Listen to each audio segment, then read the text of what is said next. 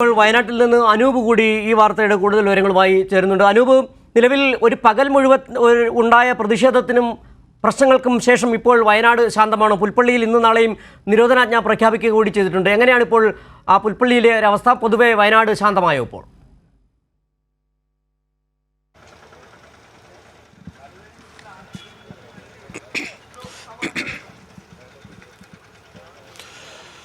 ഒരു പകൽ നീണ്ട വലിയ അതിശക്തമായ പ്രതിഷേധങ്ങൾക്ക് താൽക്കാലിക ശമനമുണ്ടായിരിക്കുന്നു പുൽപ്പള്ളിയിൽ എന്നാണ്.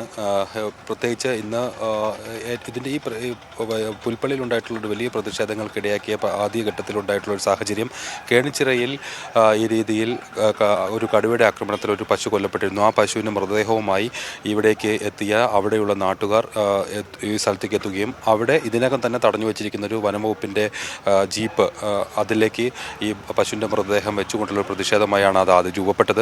പിന്നീട് ഇതിനുശേഷം ഈ ശക്തമായ പ്രതിഷേധത്തിൻ്റെ അടിസ്ഥാനത്തിൽ ഈ കോഴിക്കോട് മെഡിക്കൽ കോളേജിൽ നിന്ന് പോസ്റ്റ്മോർട്ടത്തിന് ശേഷം തിരിച്ചെത്തിച്ച പോളിൻ്റെ മൃതശരീരം പുൽപ്പള്ളി ടൗണിൽ ബസ് സ്റ്റാൻഡിന് സമീപത്ത് വെച്ച് ആ പ്രതിഷേധത്തിൽ അവിടെ വെച്ചിട്ടുള്ള പ്രതിഷേധം നടന്നുകൊണ്ടിരിക്കുകയായിരുന്നു. ഈ പ്രതിഷേധത്തിൻ്റെ അടിസ്ഥാനത്തിൽ ജില്ലാ കളക്ടറുടെ നിർദ്ദേശപ്രകാരം സർക്കാർ തല നിർദ്ദേശപ്രകാരം ADM പങ്കെടുത്തുകൊണ്ടുള്ള ഒരു ചർച്ച നടക്കുകയുണ്ടായി. ആ ചർച്ചയിലാണ് പ്രധാനമായും കുടുംബത്തിൻ്റെ ആവശ്യങ്ങളും മറ്റും സംബന്ധിച്ചുള്ള തീരുമാനങ്ങളുണ്ടായത്. അതിൽ പ്രധാനം ഈ കുടുംബത്തിൻ്റെ നഷ്ടപരിഹാരം, കുടുംബത്തിൻ്റെ ഒരാൾക്ക് സ്ഥിരജോലി, പെൺകുട്ടിയുടെ ഇദ്ദേഹത്തിൻ്റെ മകളുടെ ഉന്നത വിദ്യാഭ്യാസ ചെലവുകൾ സർക്കാർ ഏറ്റെടുക്കൽ തുടങ്ങിയ കാര്യങ്ങളായിരുന്നു.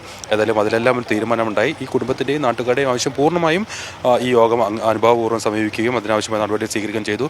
ഈ നഷ്ടപരിഹാരം 40 ലക്ഷത്തിൽ 10 ലക്ഷം ആദ്യഘട്ടത്തിൽ പൂർണ്ണമായും നൽകാമെന്നതുൾപ്പെടെയുള്ള കാര്യങ്ങൾ ആ ഘട്ടത്തിൽ തീരുമാനിച്ചതാണ്.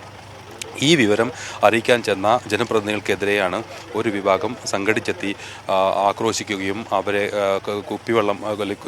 വെള്ളക്കുപ്പികൾ ഉപയോഗിച്ച് എറിയുകയും മറ്റുമുള്ള ഒരു വലിയ സംഘർഷാത്മകമായ സാഹചര്യത്തിലേക്ക് അത് മാറിയത്. അത്തരത്തിലൊരു വലിയ ശരി അനൂപ്, നിലവിൽ വയനാട് ശാന്തമാണ്. ഒരു പകൽ നീണ്ട പ്രതിഷേധങ്ങൾക്കും പ്രശ്നങ്ങൾക്കും അസ്വസ്ഥതകൾക്കും ശേഷം ഇപ്പോൾ വയനാട് ശാന്തമാണ്. പുൽപ്പള്ളിയിൽ ഇന്നും നാളെയും നിരോധനാജ്ഞ പ്രഖ്യാപിക്കുകയാണ്. വിവരങ്ങളാണ് വയനാട്ടിൽ നിന്ന് സിജു കണ്ണനും ഒപ്പം അനൂപും നൽകിയത്.